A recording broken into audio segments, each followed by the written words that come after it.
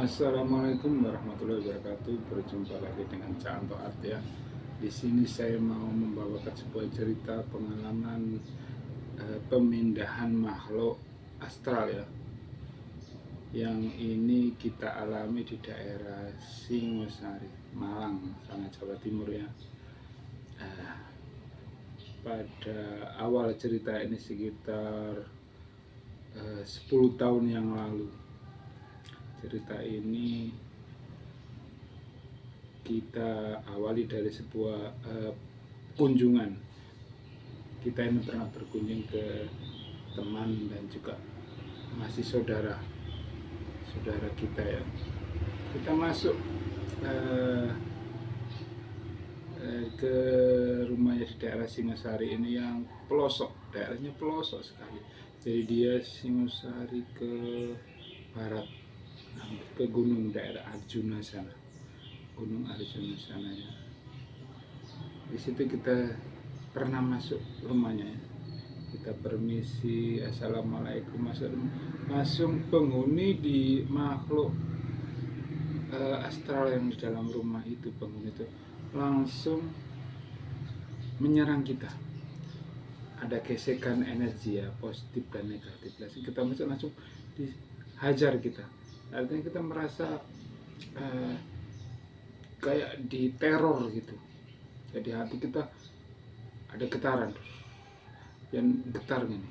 Orangnya tinggi sekali dia. Kita rasakan waktu itu tinggi sekali. Jadi kita merasa kayak dada kita sesak, kepalanya agak pusing waktu itu ya. Tapi kita diam saja, cerita. Terus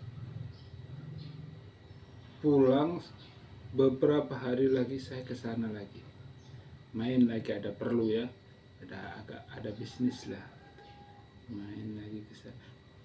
Kita masuk rumahnya dihajar lagi sama terus Canto ini cerita sama saudaranya ini, teman juga saudara ini cerita. Di sini apa ada penghuninya, maksudnya ada penunggu rumah ini. Dia bilang pernah memang ada penunggu rumah ini, kayaknya ada pernah. Terus dia itu cerita ya, Mas M ini cerita ya, Mas M ini pernah ya, kita panggil Mas M saja ya. Dia cerita waktu itu kalau dia tahu ada penghuninya itu, dia waktu bikin pondasi rumah bagian belakang, pagar gitu, dia bikin pagar pekarangan. Di situ dia menemukan sebuah, ada wadah kayak gendok gitu, yang di situ ada lawon, ada tahu kayak tulang-tulang gitu, mungkin ayam, nggak apa ayam cemani apa nggak tahu. Dia cerita gitu. Waktu tukang yang gali pondasi itu menemukan itu, dia lapor ke saudara M. Dia ceritakan kalau kita menemukan gendok yang ada isinya kain putih serupa lawon dan ada tulang-tulang. Namanya orang tidak tahu gitu-gitu ya, takut. Mungkin dia waktu dulu orang tuanya atau mbah-mbahnya biar aman lah, jadi rumah itu dikasih namanya kalau orang Jawa itu pendeman. Itu terus habis itu ditaruh lagi, disuruh taruh saja ke situ Pak tukang, biar jadi ditaruh di sebelahnya pondasi, digalikan tanah, terus dimasukkan, dikubur lagi. Dia cerita itu kepada saya. Dan suatu saat dia itu mimpi, ini saudara M ini cerita kepada saya, suatu saat jam 2 malam dia itu mimpi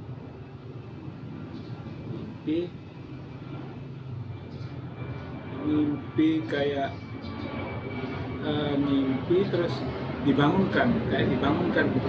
Kamu suruh jam 2 malam suruh bangun, suruh bangun, ini suara pesawat sering pesawat riway di sini mondar mandir di atas, karena nggak jauh dari sini ada bandara ya. Nah, kita lanjutkan lagi.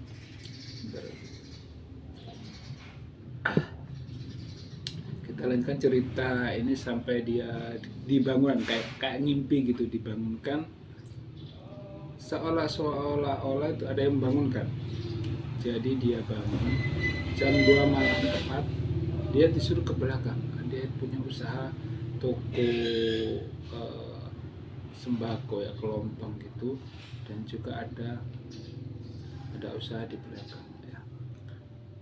Terus dia itu bangun disuruh ke tempat usaha bagian belakang. Di situ ada sesosok makhluk yang tidur di gudangnya itu. Jadi di atas itu kan ada kayu belandar namanya. Dia tidur gitu. Dia disuruh, saudara M disuruh melihat makhluk yang ada, yang tiduran di atas itu, besar putih katanya. Dia kaget.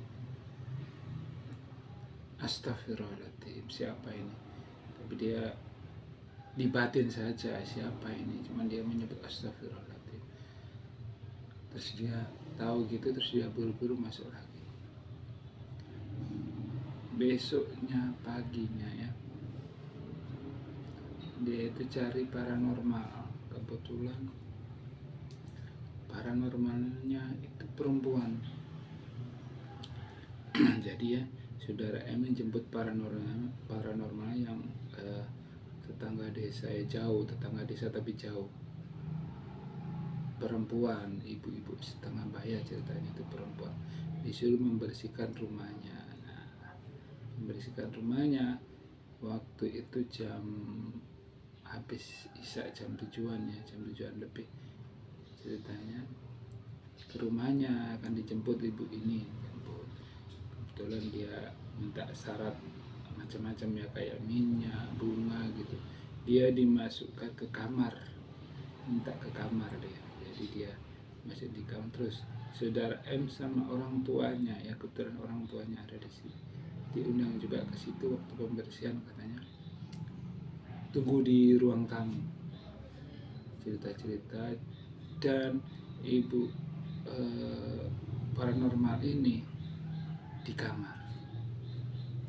Setelah nggak tahu ritual bagaimana, orang-orang saudara M sama keluarganya di ruang tamu, sama bapaknya di ruang tamu, sekitar 1 jam 2 jam dia keluar, ibu ini.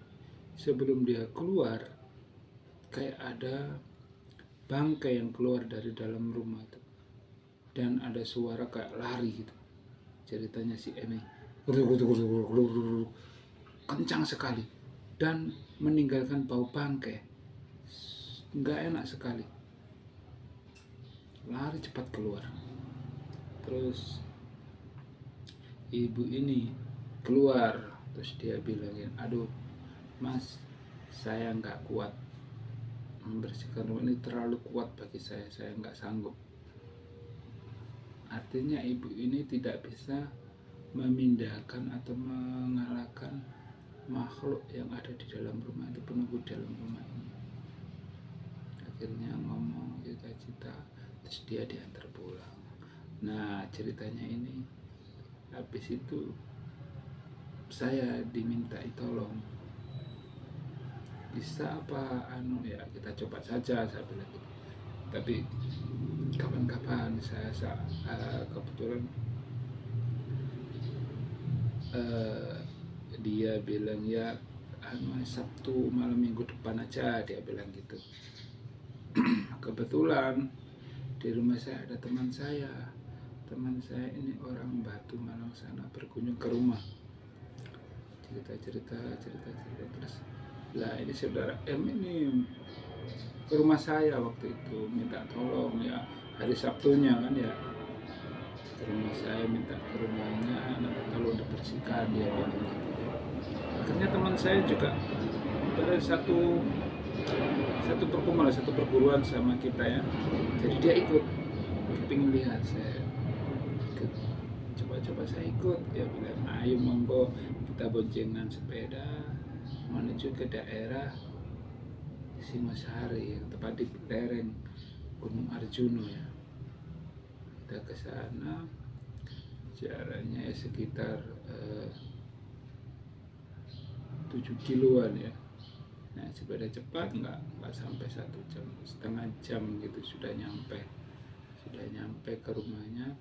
Terus bicara kita deteksi dia, kita masuk sudah ada gesekan energi, jadi kita langsung diserang, udah ada sesak, kepala pusing masuk, tapi kita netralkan, terus kita ngomong, kita deteksi memang dia berada di kamar, terus sebelahnya ada kamar mandi, jadi dempet di kamar kan ada kamar mandinya itu di pojokan antara kamar dan kamar mandi, kamar tempat tidur dan kamar mandi, jadi tinggalnya di situ. Sudah terdeteksi, terus kita minta, saya kepingin tahu kan, kata saudara M kepingin tahu bagaimana kalau saya kepingin tahu, ngomong-ngomong sama dia. Terus dia bilang, gini saja, di daerah tempat tinggalnya si M, saudara M ini, ada nggak orang yang sering main kuda lumping tapi nggak terlalu pawangnya, yang biasa, yang ikut saja, nanti kan bisa dimasukin kan, dia peka pasti. Dicarikan ada tetangganya yang suka main kuda lumping yang bisa dimasukkan, bisa istilahnya kalap nanti ya. Dan malam-malam itu dia ke rumahnya saudara M. Tiba-tiba teman saya ini yang dari Batu, teman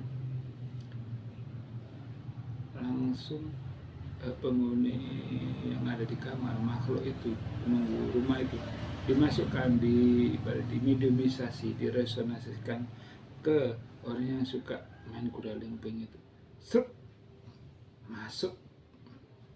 masuk kan, akhirnya proses kan, bergerak-gerak, dan terus kita tanya, kamu benar penghuni sini? Iya. Kamu berapa, anggotamu itu berapa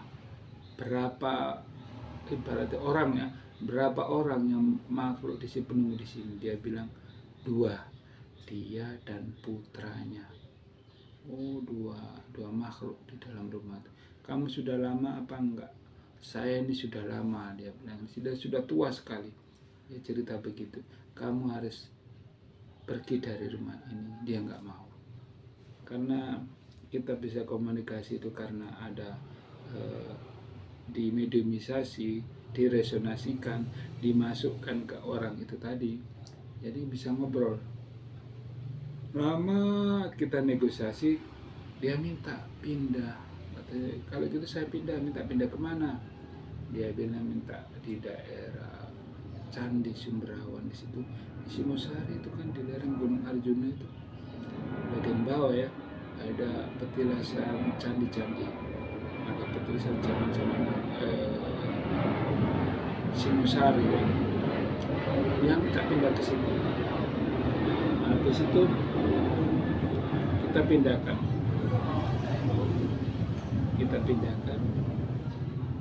seret, dia mau langsung pindah. Seret. Masih ada satu lagi, itu yang pertama itu kan ada 2 penunggu rumah itu. Yang satu yang kayak bapaknya, orang tuanya itu sudah pindah, anaknya, putranya, dia bilang, putra kamu tinggal satu ini masih ada makhluk di situ. Saya tanya, saya putranya. Oh, habis itu kita keluarkan lagi, dia mau keluar sama. Habis barusan sadar, orang ini yang kemasukan ini barusan sadar, kesurupan lagi, kemasukan lagi. Loh, ini dari mana? Saya tanya. Katanya dia dari kalau orang kuda lumping kan disetren. Nah, disetren artinya dia itu kayak ada makhluk yang suatu saat kalau misalnya dia ada tangkapan, ada main ya, curang, dia masuk di suatu tempat di sumber, namanya nggak tahu sumber apa, daerah situ ya. Oh, dari situ. Terus Mas M bilang, oh itu itu yang suka biasanya orang-orang untuk ngetren kuda lumping. Jadi kalau kuda lumping biasanya kalau mau eh, ikut suatu budaya di situ, kuda lumping itu tren di situ. Jadi kalau ada makhluk halus kayak macan, kayak eh, babi, siluman gitu harus dimasukkan. Jadi di tempat sumber itu tadi, yang masuk sudah nggak penunggu rumah itu, yang masuk malah pegangannya dia yang kuda lumping yang sering masuk. Itu sulit sekali keluar. Kita keluarkan dengan energi, kita keluarkan secara ilmu kita. Dia nggak mau, masih meronta-ronta, minta syarat. Nah waktu itu dia minta syarat dupa ya, waktu itu dupa. Tapi jam 11 malam dan juga daerah pedesaan yang di bawah Gunung Arjuna, mungkin kita cari itu sulit. Terus minta itu, kita berpikir waktu itu nggak ada, kita mintakan ke tuan rumah Mas Emin, nggak ada di sini orang jualan, sudah malam, jam 11 malam, toko-toko pada semua tutup. Dia sendiri juga jualan tapi nggak jualan dupa, nggak ada. Habis itu kita konsentrasi ya, ada pelajaran waktu itu kita belajar, oh dia cuman kita imajinasi saja. Artinya kita berimajinasi kalau kita pegang dupa yang sudah menyala, sudah dibakar. Jadi kita dia kan minta dupa ya, langsung tangan kita kasihkan. Ini yang kita imajinasikan, di tangan kita ada dupa yang sudah menyala, kita kasihkan dia langsung hisap dupa ini, dia hisap sampai tangan-tangan saya dihisap selesai itu dia. Habis itu dia sudah sama keluar, tapi saya ditutupin jari sewek ya, jari orang zaman dulu kalau ikat jari ya, tadi kalau jari ada di ya, langsung ditutupi. Nggak lama dia keluar, sadar. Dan setelah cerita-cerita terus, sudah penunggu di situ sudah pindah, penunggu yang lama itu sudah pindah ke daerah Semberawan, kan dekat-dekat candi situ. Dan makhluk yang masuk ke orang yang suka main kuda lumping sudah mau keluar, kita kunci rumahnya biar nggak kembali lagi, nggak masuk lagi. Nah setelah itu bersih, kita masuk ke rumahnya sudah nggak ada serangan, nggak ada energi negatif. Kita masuk yang kita punya ilmu, ada gesekan kan, negatif sama positif itu gesekan. Jadi kita sudah tidak merasakannya lagi. Kalau orang tidak peka juga nggak ngefek kalau nggak ada gesekan. Sebenarnya makhluk gitu itu kalau tidak menampakkan diri, tidak mengganggu, itu nggak masalah. Terserah itu penghuni kamu sendiri-sendiri, dimensi lain. Tapi kalau sudah mengganggu, sering melihat, sering mimpi, bikin orang gelisah, itu termasuk ya, menurut kita itu mengganggu sekali. Tapi itu tergantung kepercayaan individu masing-masing. Nah, semoga cerita pengalaman kita membersihkan rumah ini dijadikan suatu pelajaran yang baik kita pakai, yang nggak baik nggak usah dipakai. Demikian cerita dari Cak Anto mengenai pembersihan rumah di daerah lereng Gunung Arjuna. Wassalamualaikum warahmatullahi wabarakatuh.